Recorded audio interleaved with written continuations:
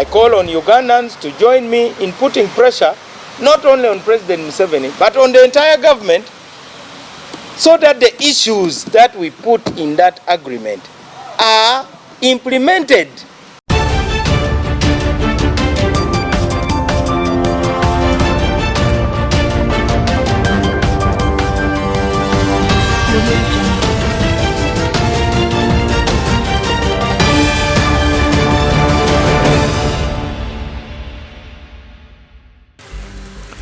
Yes, today, Nobati Mao has come out to announce that anytime from now, their cooperation with the NRM is ending soon and he will be standing for presidency. In fact, when he was announcing these statements, he came out to say that he was betrayed by the NRM. And I think he's trying to be hypocritical because even when he was doing the NRM, there are very many voices which told him that what he's trying to do cannot be achieved. We all know how MUSEVeni normally works. Okay? In fact, by taking Nobati Mao, he wanted to compromise the opposition because, like him or not, Nobati Mao is one of the good brains in the Ugandan politics. But I've come to realize that MUSEVeni has used has always used one of the good brains around the country so that he can retain power so that he can retain power for a long period of time. And it is a clear example on Nobati Mao because before he joined government, there were very many voices that told him that what he's going to do in government won't be achievable. And trust me, their cooperation, which spelled out that there must be a cabinet position, assistant minister and others, it wasn't fulfilled. Even some changes within the constitution, it wasn't fulfilled. Now he's coming out to backtrack and saying that he will be ending this marriage. So in this episode, I've come to talk about the statement which was made by Nobati Mao, what it means for Ugandan politics, and most importantly, the study materials we can learn from the politics of our nation. But before I do this, I want to let you know that if you're new to this channel, please subscribe. And if you're watching this video from a different platform, please head on to YouTube. Type in Sula Mawagali. There's a lot of content of this nature. If geopolitics and economics is what you want, this will be definitely the right channel for you to subscribe to.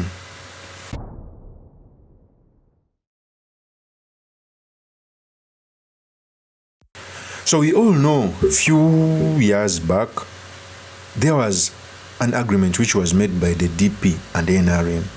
It entailed a lot of things, which included appointing one minister, assistant minister, a member of parliament, changes in the constitution, bringing back term limits, and very many more.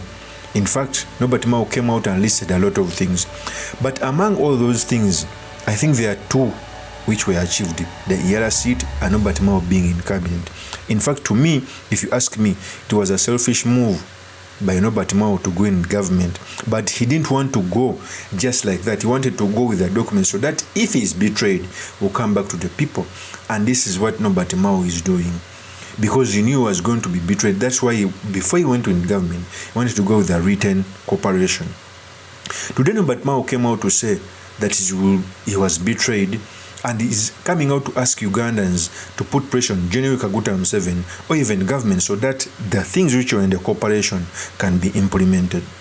Before I proceed on this, let me first give you the tape as Nobati Mao was calling on Ugandans. Here is the tape. I call on Ugandans to join me in putting pressure not only on President Museveni but on the entire government so that the issues that we put in that agreement are implemented. Government responds to pressure, but instead of adding the pressure, you are just insulting Nobati Mao. This is not about Nobati Mao. Institutionalizing the cooperation agreement is a headache both for DP and for NRM. I think it is even harder in the NRM because in the NRM it is not even being discussed by the party organs. So I think most of them see it as a President Museveni affair. That is Nobati Mao. Nobati Mao, by the look of things, is trying to make a comeback, okay? And is also plotting maybe to do another negotiations But the way General Museveni works now, he has compromised him. Okay, I don't think that he will give him another chance. I highly doubt. Okay, and Nobert Mao is also a smart man. He's coming out to say that he's going to stand as DP President General, which means that he will stand for presidency, because being the president of DP, you can stand for presidency. But I also see two things in Nobert Mao being candidature as president. Is either trying to be the DP Secretary General so that he can negotiate again to be in government. Because you all know by Nobert Mao being in the NRM regime, it will change nothing. Because you are under an authoritarian rule which must be ousted by the people power, or by the people in power. Not necessarily NUP, but by the people. So that the rule of law can be subordinate to the people, not the individual. Nobert Mao came out to say this about his presidency. He has the tape. The delegates conference, I will offer myself for the position of president of the party. And in DP, the president of the party is the presidential flag bearer. So, given that this cooperation agreement expires with this term, it means I will be running for president of Uganda. I want to assure DP members that this cooperation agreement is not open-ended.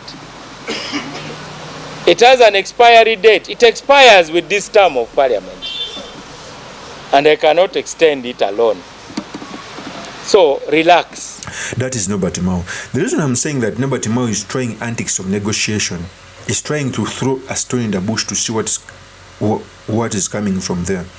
Or is trying to start a new page of negotiations by threatening to run for presidency, or by threatening to bolt out of the NRM regime. Not a while ago, Nobert Mao came out and said that he's ready for negotiation with government, so that in the next election, DP can work with the NRM. And I think General Museveni played contempt on this, okay?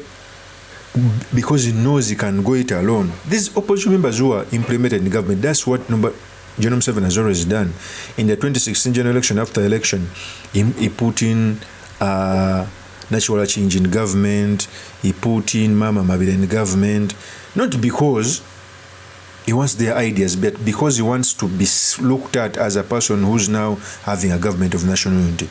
Not well ago, Nobert Mao said these statements. Here is the tape. Next week, our Secretary General will start discussions with the Secretary General of the NRM to discuss scenarios. It is called scenario building.